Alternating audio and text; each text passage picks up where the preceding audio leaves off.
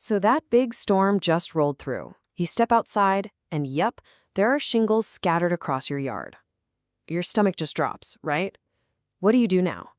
Look, dealing with a damaged roof is confusing, it's stressful, but you don't have to worry.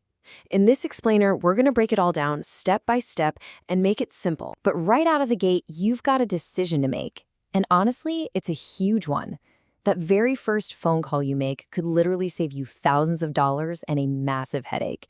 So the big question is, are you absolutely sure you know who to dial first? Okay, let's get right into it. This choice, whether you call your insurance company first or a roofing contractor first, it has some really big and very different outcomes. Look at it this way.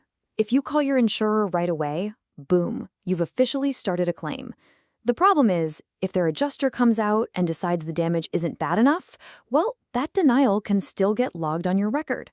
But if you call a good, reputable roofer first, you get an expert opinion on the damage before you even breathe a word to your insurance company.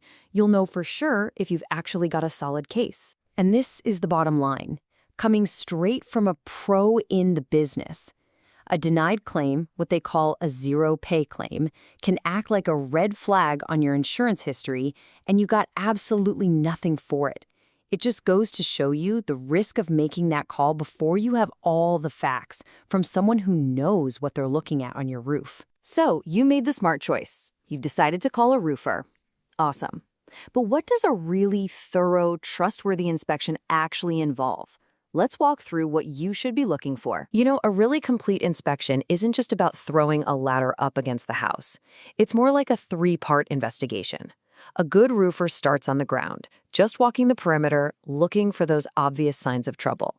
Then they get up on the roof for the detailed check. And finally, and this is important, they need to pop their head in the attic to see if any of those problems have started to creep inside your home. Now, once they're actually on the roof, it's about way more than just the shingles. Think about all the spots where things poke through your roof. You know, pipes, vents, skylights, the chimney. Every single one of those is a potential weak spot.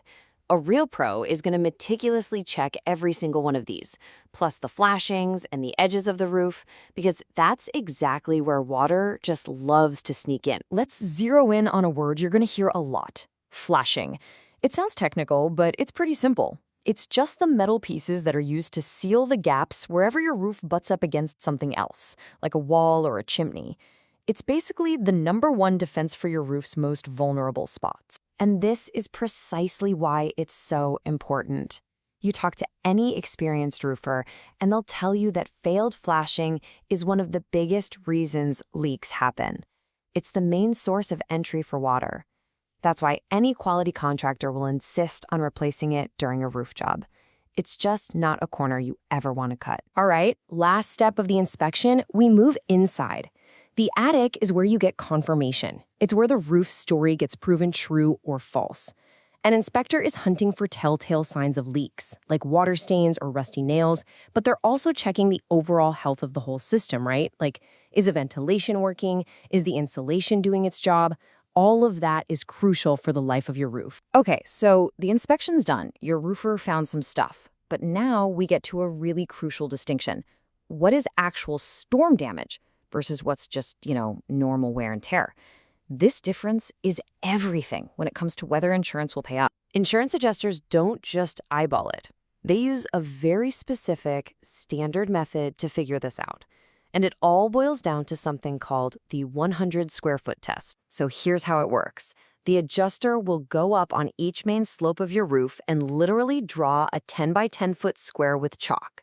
Inside that box, they're looking for a certain number of legit hail hits, usually somewhere between 8 and 10. If they can find that pattern in a few spots on the roof, it's generally considered insurable damage. So what even counts as a hit? Well, it has to be something that was clearly caused by a storm. We're talking about hail bruises that actually fracture the shingle mat or obvious creases from wind bending the shingles back. They are trained to tell the difference between that and just normal aging, like the color fading or those little bald spots from granule loss that happen to every roof over its lifetime. All right, let's say your claim gets approved. Congratulations. Now comes the part that throws almost every single homeowner for a loop. trying to understand the insurance paperwork. Let's crack this code together. So you get a summary that looks something like this. And yeah, it's a bit of a maze. The RCV, that's the big number, the replacement cost value. It's the total price for a brand new roof today. But hey, your roof wasn't brand new, so they subtract depreciation for all the age and wear. That gives you the ACV, or actual cash value. Then from that, they take out your deductible, and what's left over? That's your first check. And this is the exact moment where every homeowner panics. You're looking at an $11,000 roof job, and a check for what, $1,200? It feels like a total ripoff, right? But hang on. Don't worry, you're not getting shortchanged. There's just one more piece to this puzzle. And that missing piece has a name: recoverable depreciation. The easiest way to think about it is like collateral.